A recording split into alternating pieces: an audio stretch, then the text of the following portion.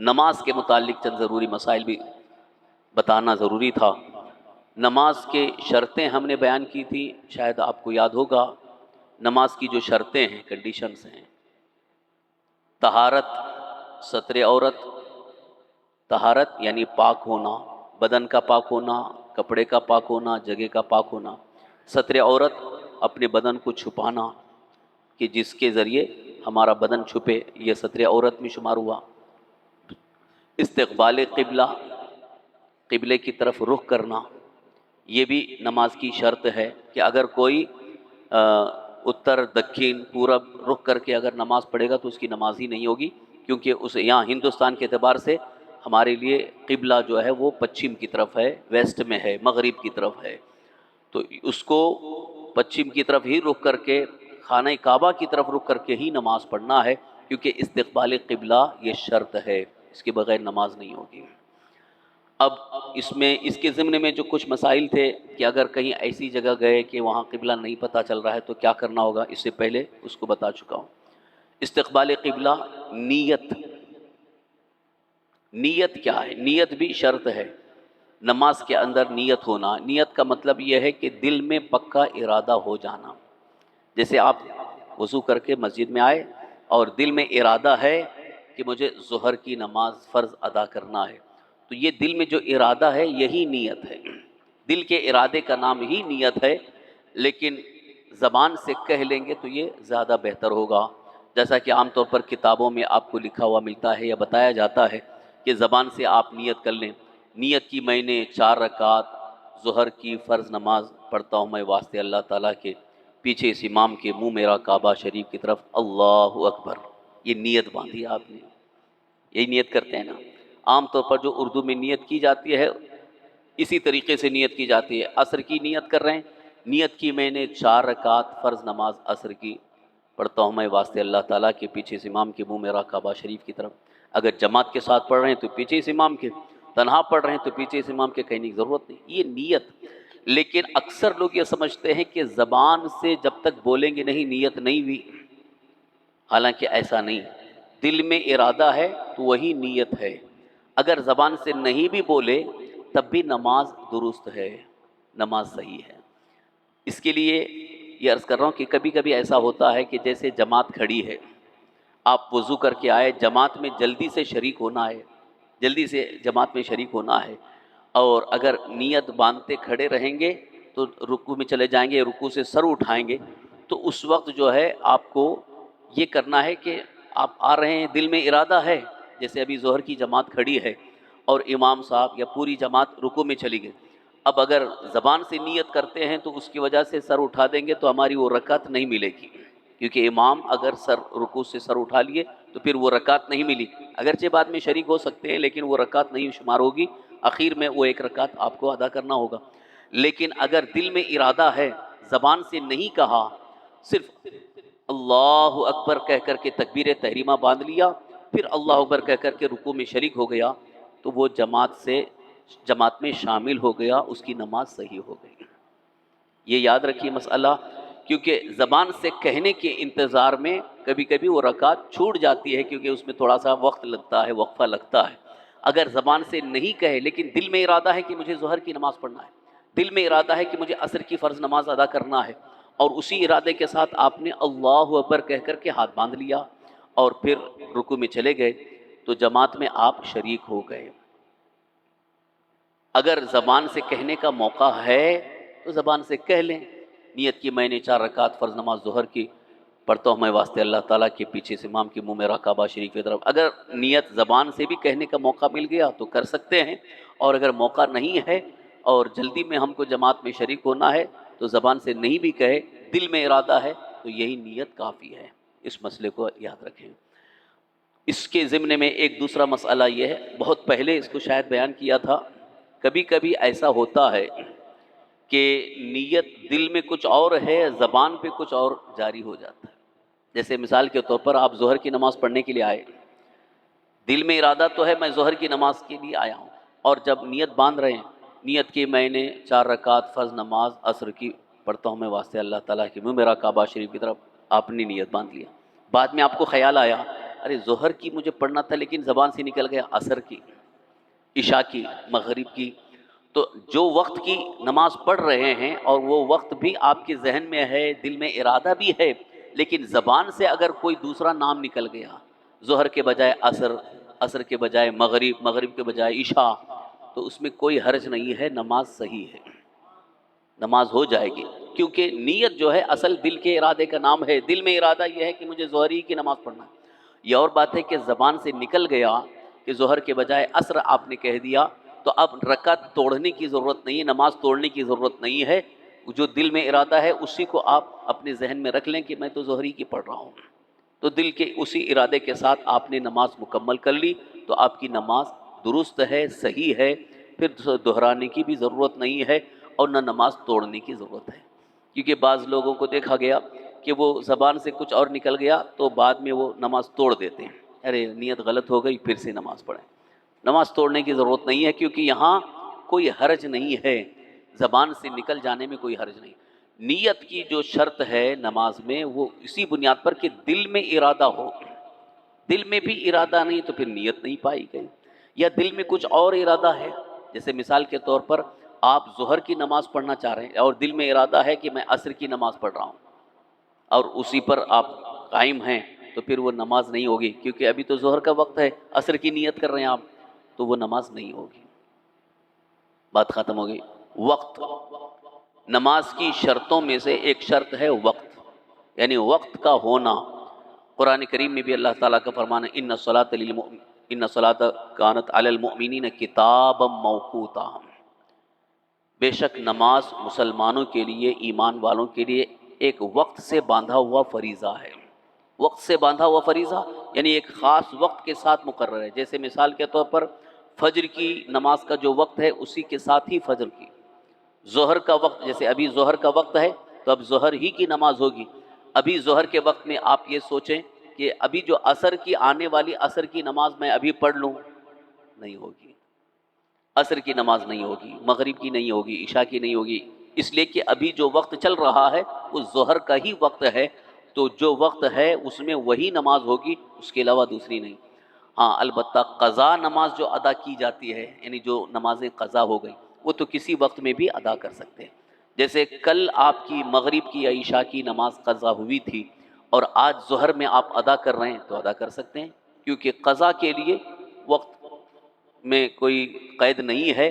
اور اس میں صرف یہ ہے کہ وقت مکروہ نہیں ہونا چاہیے.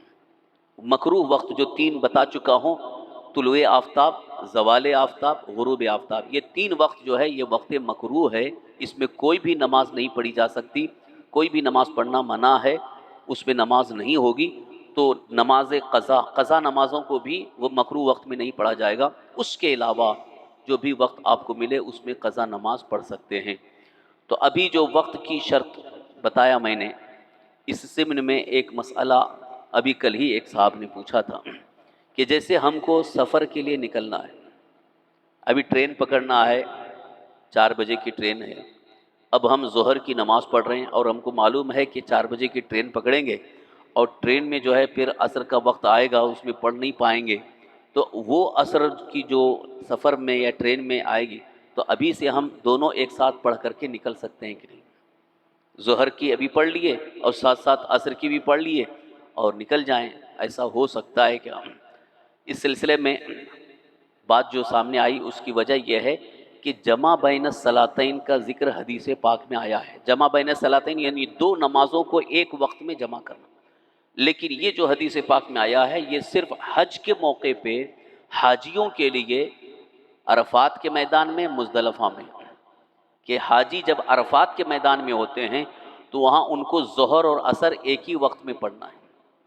یعنی ظہر کے وقت میں، ظہر کا جب وقت شروع ہوتا ہے تو ظہر کی جب نماز پڑھیں گے تو اسی ظہر کی نماز کے ساتھ ساتھ عصر کی بھی پڑھ لیں گے. لیکن کب؟ جب کہ وہاں امام سنی صحیح العقیدہ امام کی اقتداء میں جب نماز پڑھ رہے ہیں تو وہاں ظہر اور عصر دونوں کو ایک ساتھ ملا کے پڑھا جائے گیا عرفات کے میدان میں. اور جب مزدلفہ آتے ہیں، کیونکہ جیسے ہی غروب ہوتا ہے، آفتاب سورج ڈوب جاتا ہے، تب وہاں سے میدان عرفات سے نکلتے ہیں. تو نکل کے جب مزدلفہ کی طرف آتے ہیں تو رات کے 12-1 بج جاتے ہیں، تو وہاں پہنچ کر کے مغرب اور عشاء دونوں نماز پڑھی جائے۔ تو مغرب اور عشاء کو ایک ساتھ جمع کرنا، ظہر اور عصر کو ایک ساتھ جمع کرنا، یہ صرف عرفات میں، مزدلفہ میں، وہ بھی حاجی کے لیے سنی صحیح عقیدہ امام کی اقتداء میں ہے تو وہاں ظہر عصر ایک ساتھ پڑھے، اور اگر نہیں ہے تو ظہر کے اخیر وقت میں ظہر پڑھے، اور پھر جب عصر کا وقت شروع ہو تو عصر پڑھے۔ یہ بھی ایک طرح سے جمع ہی ہو گیا۔ جمع کا مطلب ایک ساتھ پڑھنا۔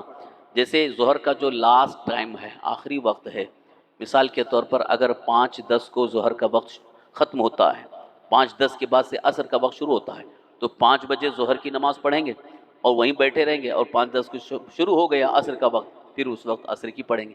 تو دونوں نمازیں اپنے اپنے وقت میں ہو گئی، یعنی ظہر کی نماز ظہر کے وقت میں ہو گئی جو کہ آخری وقت ہے، اور عصر کی نماز عصر کے وقت میں۔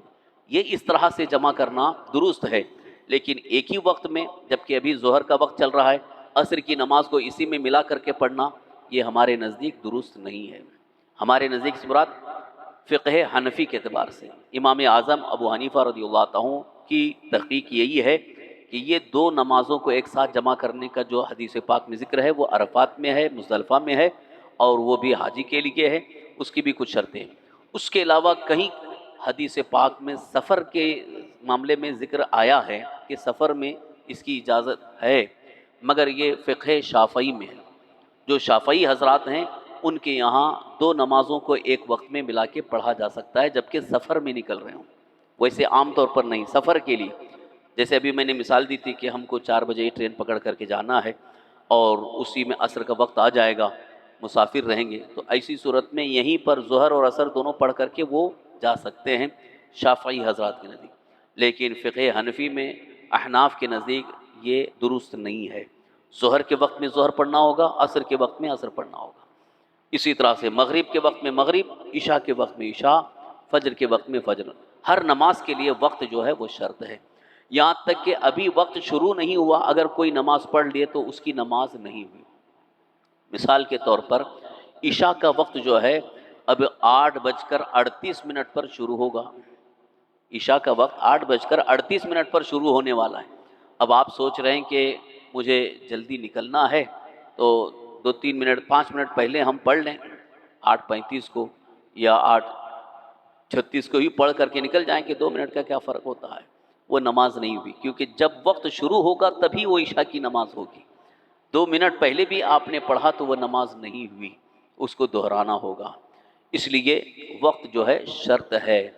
قرآن کریم کی آیات کی روشنی میں، احادیث کریمہ کی روشنی میں تمام فقہائے اسلام نے، علماء اسلام نے اس بات کو متفقہ طور پر پیش فرمایا کہ نماز کے لیے وقت شرط ہے، اس کے بغیر نماز نہیں ہوگی، یعنی جس نماز کا جو وقت ہے اس وقت میں وہی نماز ہوگی، دوسری نماز اس وقت میں ادا نہیں ہوگی۔ نماز کے مسائل میں یہ مسئلہ یاد رکھیں، انشاءاللہ پھر شرائط کے متعلق دوسری مجلس میں اور چند باتیں عرض کی جائیں گی۔ اخلاقیات سے متعلق کہ ہمارے اخلاق کیسے ہونی چاہیے، بس چند باتیں عرض کروں گا 4-5 منٹ کے لیے، توجہ سے سنیے، اس لیے کہ ہم مسلمانوں کے لیے سب سے بہترین اخلاق اللہ کے رسول صلی اللہ علیہ وسلم کے اخلاق، اس میں کوئی شک نہیں ہے کہ حضور صلی اللہ تعالی وسلم کے اخلاق، کیریکٹر، کردار سب سے بہتر تھا۔ قرآن کریم میں اللہ تعالیٰ نے حضور صلی اللہ علیہ وسلم کے اخلاق کی تعریف بیان فرمائی۔ اللہ تعالیٰ قرآن پاک میں ارشاد فرماتا انک لعلی خلق عظیم، بے شک آپ بہت بلند اخلاق پر ہیں، یعنی آپ کے اخلاق سب سے اونچے ہیں، بلند ہیں، بہت با اخلاق ہیں۔ تو حضور صلی اللہ تعالی وسلم کے اخلاق کو اپنانا یہ ہمارے لیے سب سے اہم بات ہے، ضروری بھی ہے، اور ہمیں اس پر فخر محسوس کرنا چاہیے کہ حضور کے اخلاق سے بہتر، حضور کے اخلاق ہمارے لیے سب سے بہتر ہیں۔ کبھی کبھی لوگ کہتے ہیں کہ دوسری قوموں میں اچھے اخلاق ہیں تو ان کو لے لینا چاہیے۔ یہ کئی بار اس کا میں نے تذکرہ کیا کہ جو لوگ یہ سمجھ رہے ہیں کہ دوسری قوموں میں اچھے اخلاق ہیں انہیں لے لینا چاہیے، میں ان سے پوچھنا چاہتا ہوں وہ جو دوسری قوموں میں آپ اچھے اخلاق ڈھونڈ رہے ہیں یا جو آپ کو نظر آ رہے ہیں، آپ نے کبھی حضور صلی اللہ علیہ وسلم کی زندگی میں دیکھا ہے؟ سرکار دو عالم صلی اللہ علیہ وسلم کے اسوہ حسنہ کو آپ نے پڑھا ہے؟ اخلاق رسول کو آپ نے پڑھا ہے؟ حضور صلی اللہ تعالی وسلم کے اخلاق سب سے بہتر ہیں، اور آج اگر کوئی قوم اچھے اخلاق والی ہے تو وہ حضور کے اخلاق کو انہوں نے اپنایا ہے۔ پیارے آقا صلی اللہ علیہ وسلم کے اخلاق کو اپنا کر آج وہ دنیا میں اپنے آپ کو پوش کہہ رہے ہیں، سب سے اعلیٰ اپنے آپ کو سمجھ رہے ہیں، اور ہم حضور کے اخلاق کو چھوڑ کر کے سب سے نچلے طبقے میں مانے جا رہے ہیں۔ مائنورٹی تو ہے ہی ہیں، یعنی اقلیت میں ہیں، لیکن اخلاق میں گرے ہوئے ہم کو مانا جا رہا ہے۔ معاذ اللہ رب العالمین، ہمارے اخلاق سب سے بہتر ہونا چاہیے۔ اب اخلاقیات سے متعلق ہر محفل میں چند ضروری باتیں عرض کی جائیں گی۔ اچھے اخلاق میں سے یہ ہے کہ جب بھی آپ آپس میں ملاقات کریں یا اپنے گھر جائیں تو السلام علیکم ورحمۃ اللہ کہیں، یہ اخلاق میں سے ہے۔ حضور صلی اللہ تعالی وسلم کے اخلاق یہی تھے کہ جب بھی کوئی اپنے مسلمان بھائی ملتے تو پہل کرتے حضور صلی اللہ علیہ وسلم سلام کرنے میں۔ آج کل لوگ جو ہے وہ سلام کو ایک طرح سے کہ ہم کیوں سلام کیے، ہم کیوں اس کے سامنے جھکیں، تو یہ معیوب سمجھنے لگے ہیں، حالانکہ یہ سنت رسول اللہ ہے کہ اگر مسلمان اپنے سامنے آئے تو ہم اس کو سلام کریں، اگر وہ سلام کرے تو اس کا جواب دیں۔ تو یہ اس لیے حضور صلی اللہ علیہ وسلم نے فرمایا کہ یہ السلام علیکم دیکھنے میں دو جملے ہیں، بظاہر جو ہے ہماری زبان سے دو جملے نکلے، ایک تو دعا بھی ہے اور اس کی دل میں محبت بھی پیدا ہوگی، اور سرکار صلی اللہ علیہ وسلم یہی چاہتے ہیں کہ مسلمان آپس میں دلوں میں محبت پیدا کریں، آپس میں اتحاد قائم کریں، اتفاق قائم کریں، اور ایک دوسرے کے خلاف ذہن میں کوئی ایسی بات نہ رکھیں کہ جس کی وجہ سے آپس میں اختلاف ہوتا رہے، آپس میں ٹوٹتے رہیں، آپس میں لڑائیاں ہوتی رہیں۔ اللہ اور اس کے رسول کو یہ پسند نہیں، بلکہ حضور صلی اللہ علیہ وسلم کے اخلاق یہ ہیں کہ اگر کوئی چھوٹا بھی آتا تو اس سے سلام کرنے میں پہل کرتے تھے۔ آج کل بڑے جو ہے وہ سلام چھوٹے کو نہیں کریں گے، وہ تو چھوٹا ہے پہلے وہ مجھے سلام کرے۔ اب آپ بتائیے حضور صلی اللہ علیہ وسلم سے بڑا کوئی اللہ کی مخلوق میں ہے؟ اللہ تعالیٰ کے بعد اللہ کی مخلوق میں سب سے بڑے، سب سے عظیم، سب سے بلند حضور صلی اللہ علیہ وسلم ہیں، لیکن صحابہ میں کبھی کبھی کوئی سامنے آتے تو حضور صلی اللہ علیہ وسلم اکثر سلام میں خود پہل کرتے تھے، پہلے سلام کرتے تھے۔ ہونا تو یہ چاہیے کہ وہ سلام، لیکن حضور ان کو موقع ہی نہیں دیتے بلکہ پہلے سلام کرتے تھے۔ تو یہ سب سے اچھا اخلاق ہے۔ تو آج ہمیں بھی اس کا رواج عام کرنا ہے، بچوں کو سلام کی عادت ڈالیں کہ جیسے ہی گھر میں داخل ہو بلند آواز سے سلام کرو۔ بچوں کو یہ تعلیم دیں، ان کو تربیت دیں، ان کے اندر یہ ان کو تاکید کریں کہ گھر میں جیسے اندر آنا زور سے سلام کرنا، السلام علیکم ورحمۃ اللہ، گھر سے نکلنا تو سلام کر کے جانا، اس لیے کہ گھر سے اگر بچہ نکل رہا ہے ماں باپ کو سلام کر کے جا رہا ہے اور ماں باپ نے اس کے سلام کا جواب دے دیا وعلیکم السلام، یقیناً وہ سلامتی میں رہے گا، اللہ کی حفاظت میں رہے گا، کیونکہ ماں باپ کی ایک طرح سے اسے دعا مل گئی۔ اس لیے سلام کر کے جاؤ، سلام کر کے آؤ گھر کے اندر خاص طور پر۔ اور اس کے متعلق حدیث پاک میں بھی آیا ہے کہ گھر میں جب سلام کرتے ہیں تو اس سلام کی برکتیں اتنی ہوتی ہیں کہ وہاں سے شیطان دور بھاگ جاتا ہے، نحوست دور ہوتی ہے، بے برکتی دور ہوتی ہے، اللہ کی رحمت کے فرشتے اس گھر والوں کے لیے اللہ کی بارگاہ میں دعائیں کرتے ہیں۔ اس لیے یہ حضور صلی اللہ علیہ وسلم کے ان اخلاق کو بھی اپنانے کی کوشش کریں، سلام کو عام کریں۔ صحیح بخاری شریف کی حدیث ہے، حضور صلی اللہ علیہ وسلم کا فرمان ہے، ایک صحابی نے پوچھا یا رسول اللہ صلی اللہ تعالیٰ علیہ وسلم ای الاعمال افضل، یا ایک حدیث میں ای الاسلام افضل، کہ کون سا عمل زیادہ افضل ہے؟ تو حضور صلی اللہ علیہ وسلم نے جواب میں کیا ارشاد فرمایا؟ اطعام الطعام و افشاء السلام، لوگوں کو کھانا کھلانا اور سلام کو عام کرنا، یہ افضل عمل ہے۔ اب آپ سوچئے کہ حضور صلی اللہ علیہ وسلم سے جب صحابی نے پوچھا تھا افضل عمل کون سا ہے، یعنی اس وقت میرے لیے کون سا بہتر عمل ہے، تو حضور نے دیکھا کہ ان کے لیے اس وقت سب سے افضل یہی ہے۔ حضور نے فرمایا کہ جو بھوکے ہیں ان کو کھانا کھلاؤ اور سلام کو عام کرو، یعنی آپس میں سلام زیادہ سے زیادہ کرو، جب جب موقع ملے سلام کرو، سلام کا جواب دو۔ تو یہ سلام کو عام کرنا ایک طرح سے افضل عمل ہے اور حضور صلی اللہ علیہ وسلم کے اخلاق میں سے ہے۔ ہم سب کو اس کی عادت بنا لینا ہے، کوشش کرنا ہے۔ اللہ تعالی ہم سب کو اس پر عمل کی توفیق عطا فرمائے۔ یا اللہ یا رحمان یا رحیم یا قادر یا حی یا قیوم یا حنان یا منان یا ذا الجلال والاکرام یا بدیع السماوات والارض یا الہ العالمین یا رحم الراحمین۔ جو کچھ بھی ہم نے تیرے اور تیرے حبیب صلی اللہ علیہ وسلم کے کلام کی روشنی میں عرض کیا، درس پیش کیا، مولا اسے اپنی بارگاہ میں قبول فرما۔ یا اللہ اپنے حبیب صلی اللہ علیہ وسلم کے صدقے طفیل ہم سب کی مغفرت فرما۔ یا اللہ ہمارے صغیرہ کبیرہ تمام گناہوں کو معاف فرما۔